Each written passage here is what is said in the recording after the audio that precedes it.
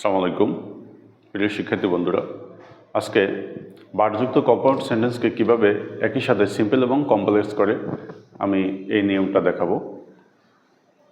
তো কথা না বাড়িয়ে আমরা সামনের দিকে এগিয়ে যাই। তো এখানে বোর্ডে লেখা রয়েছে compound to simple and complex. তো এই সেন্টেন্সটা এখানে একটা সেন্টেন্স লেখা আছে, he is rich but he is dishonest. But কি করে? বিইউটি বাট, এই বাট একটা কনজাংশন। এই কনজাংশনটা কি করে? বিপরীতধর্মী ক্লোজকে একত্রিত করে, বিপরীতধর্মী কোনো বিষয়কে একত্রিত করে। প্রথমে যেটা থাকবে বাটের পরের অংশটা সেটা থাকবে না, সেটা থাকবে কি ভিন্ন। ঠিক আছে? তো এখানে বাট মানে কি?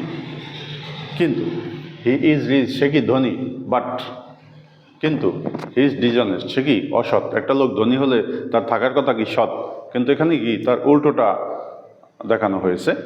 তো এই কারণে মূলত এই সেন্টেন্সটা বাট দ্বারা যুক্ত হয়েছে। তোমাদের কোনো কোশ্চেন থাকতে পারে যে বাট দ্বারা কেন সেন্টেন্সটা যুক্ত হয়েছে, কেমন? এখন এই বাটযুক্ত কম্পাউন্ড সেন্টেন্সকে সিম্পল করতে হলে আমাদের কি করতে হবে? প্রথমে আমাদেরকে আনতে হবে ইনস্পাইট অফ। ইনস্পাইট অফ কেন আনবো? পৃথিবীতে এত শব্দ থাকা সত্ত্বেও কেন আমরা ইনস্পাইট অফ অথবা ডেসপাইট আনবো? এখানে কিন্তু একটা কারণ রয়েছে। ইনস্পাইট অফ অথবা ডেসপাইট শব্দের অর্থ হচ্ছে সত্ত্বেও। কি? সত্ত্বেও। In spite of his being rich, সে ধনী থাকা সত্ত্বেও হি ইজ ডিসঅনেস্ট, সে কি অসৎ। এই কারণে কিন্তু এখানে ইনস্পাইট অফ এবং ডেসপাইট অফ হয়েছে। আশা করি তোমরা বুঝতে পারছো নাকি? না, আমি বুঝছো? তাহলে এটার সূত্রটা কি হয়? নিয়মটা কি হতে পারে? ইনস্পাইট অফ অথবা ডেসপাইট, তারপরে পিসি। পিসি মানে কি? Positive case. পজিটিভ কেস অর্থাৎ এখানে যদি পুরুষ হয় বা হি হয়, পুরুষবাচক কোনো সাবজেক্ট থাকে, তাহলে আমরা এখানে কি দিব? হিজ দিব। কি? আমরা কিন্তু এখানে হিজ দিয়েছি। তারপরে যদি অ্যামিজ আর অজয় থাকে তাহলে আমরা বিং দেবো। ওই যে আগের নিয়মে অ্যান্ড দ্বারা কারণ বোঝালে বিকজ অফ হয়, জাস্ট ওইটার মতো, যদি তোমরা মনে রাখতে পারো। তাহলে কি লিখেছি আমি? In spite of his being rich he is dishonest.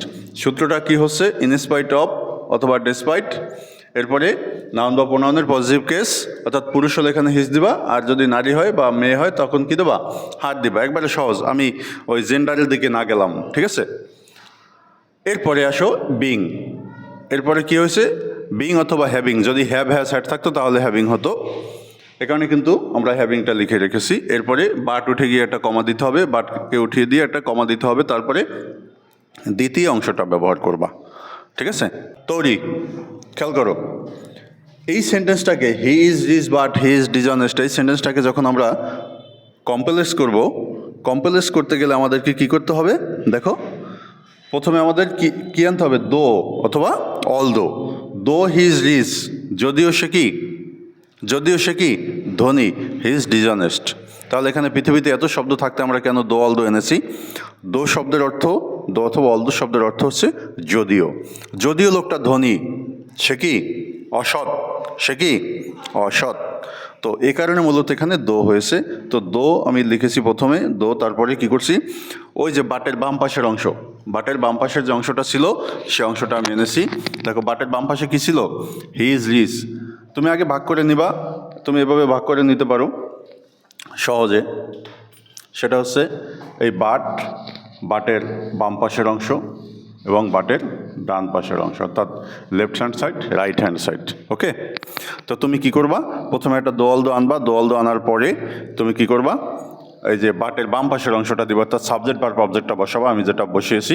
এরপরে বাট উঠে গিয়ে একটা কমা হবে, কমা আমি দিয়েছি। এরপরে দ্বিতীয় অংশটা হুবহু বসছে। কেমন? বুঝতে পারছো সবাই? বাজিত ক্লিয়ার? বুঝছো? বাজিত বুঝছো? শোন, দেখো এখানে অর্থটা কি দাঁড়ায়? দো হি ইজ রিচ, যদিও সে কি ধনী, হি ইজ ডিসঅনেস্ট, সে কি অসৎ। ঠিক আছে? কারো কোনো কোশ্চেন আছে? ওকে। বাট, বিইউটি বাট অর্থ কি? কিন্তু। বিইউ ডাবল টি বাট অর্থ কি? ঘুতা মারা অথবা বড় কোনো পাত্র। ক্লিয়ার? এরপরে বিএআরডি বার্ড অর্থ পাখি, বিএআরডি বার্ড অর্থ কি? কবি। ঠিক আছে, সমুচ্চারিত শব্দ যার বানান ভিন্ন, অর্থ ভিন্ন, উচ্চারণ প্রায় কাছাকাছি। আমি পাশে এটা তোমাদের সুবিধার্থে দিয়েছি। ওকে, থ্যাংক ইউ এভরিবডি।